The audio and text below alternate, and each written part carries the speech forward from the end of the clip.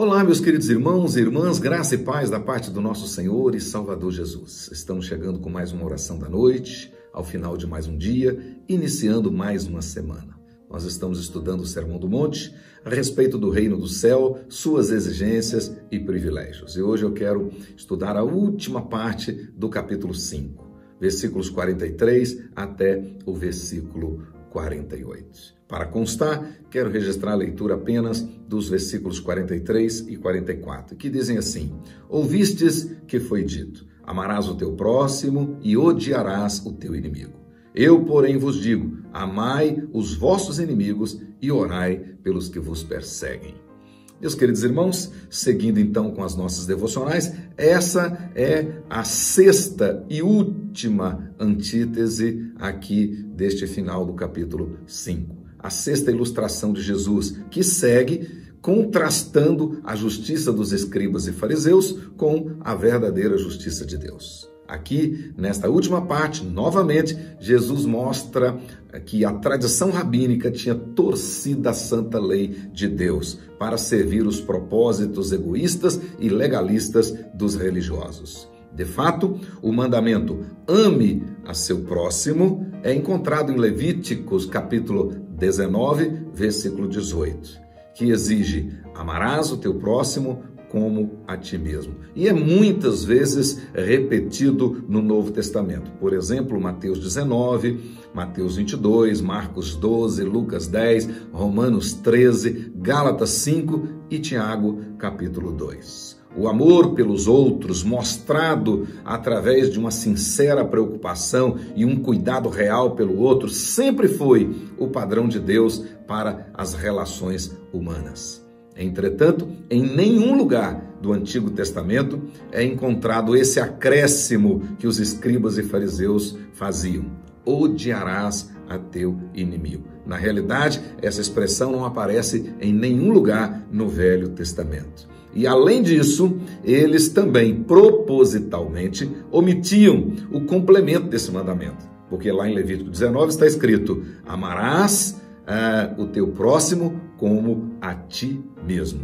Essa expressão a ti mesmo eles omitiam, até mesmo porque, de fato, ela não poderia caber no esquema de orgulho e de autojustiça deles. Na realidade, para os religiosos da época de Jesus, era inconcebível amar alguém como a si próprio. Eles não conseguiam entender isso, admitir isso.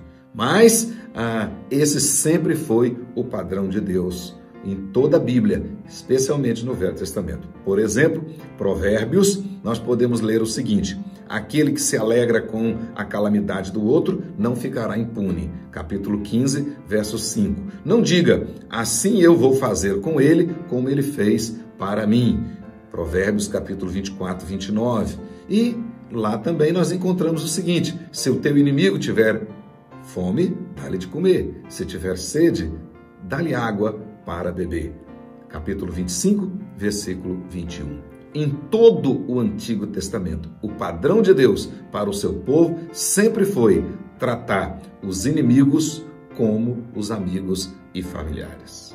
Jesus conclui então esta parte do seu sermão, deixando claro que a sua proposta é absoluta e essencialmente diferente dos ensinamentos dos religiosos e principalmente da prática deles naquela época. Para Jesus, toda a ética cristã nas relações pessoais tem que ser marcadas pelo amor. Na realidade, o amor é que marca os relacionamentos dos verdadeiros cristãos. Por isso é que Jesus então deixa claro que a sua ética é: amai os vossos inimigos e orai pelos que vos perseguem. Versículo 44. Jesus parte do princípio que amar os amigos, amar os que nos amam e ter consideração pelos irmãos, versículos 46 e o versículo 47, é o óbvio. Isto até os publicanos, ou seja, judeus não religiosos, e os gentios, absolutamente ímpios, descrentes, até eles agiam dessa maneira. Além disso, Jesus quer deixar claro que o discípulo dele é desafiado a dar 2 passos a mais, ou seja, amar os inimigos e orar pelos que perseguem, pelos perseguidores. Ou seja, além de nós amarmos os nossos amigos, amarmos os nossos irmãos, nós também somos desafiados a amar os inimigos e a orar pelos perseguidores. Por outro lado, Jesus também sabia que os escribas e fariseus, eles, até para amar o próximo, eles criavam obstáculos e diziam que tinham dificuldades de identificar quem era o próximo deles. Na realidade, muitas vezes, eles limitavam o próximo apenas aos parentes, apenas aos da família. Por isso é que mais tarde Jesus vai proferir a parábola do bom samaritano. Lá na parábola do bom samaritano, dentre outras lições, Jesus vai deixar claro que o próximo, ele não tem identidade, e sim necessidades. Em outras palavras, o nosso próximo é qualquer pessoa ao alcance de nossa ajuda. É isso que Jesus vai dizer para os seus discípulos. E além do mais, os discípulos de Jesus já tinham o exemplo de Deus. E logo adiante teria o exemplo do próprio Jesus. Ou seja, o exemplo de Deus, que Jesus cita aí no versículo 45, é que Deus faz brilhar o seu sol sobre maus e bons e vira a sua chuva sobre justos e injustos. E mais tarde, os discípulos iriam testemunhar o exemplo do próprio Senhor Jesus, que após um hercúleo sofrimento, lá no Calvário, já crucificado, ele olha para os seus algozes e ora por eles, dizendo: Pai, perdoa-lhes, porque eles não sabem o que fazem. Lucas 23, versículo 34. Mas o que realmente Jesus quer ensinar para os seus discípulos é que em tudo na vida deles, eles deviam ser marcados pelo amor. Mas aqui nesse texto em especial, o que Jesus quer dizer com amar os nossos inimigos e orar pelos que nos perseguem? Primeiramente, Jesus vai deixar claro aqui que a questão da inimizade e da perseguição são por causa da nossa fé, por causa da nossa lealdade a Cristo, por causa da nossa justiça, por causa da justiça de Deus em nós, por causa de um testemunho que agrada a Deus e, consequentemente, vai desagradar o mundo. Então, essas pessoas são nossas inimigas e não gostam de nós e nos perseguem por causa disso.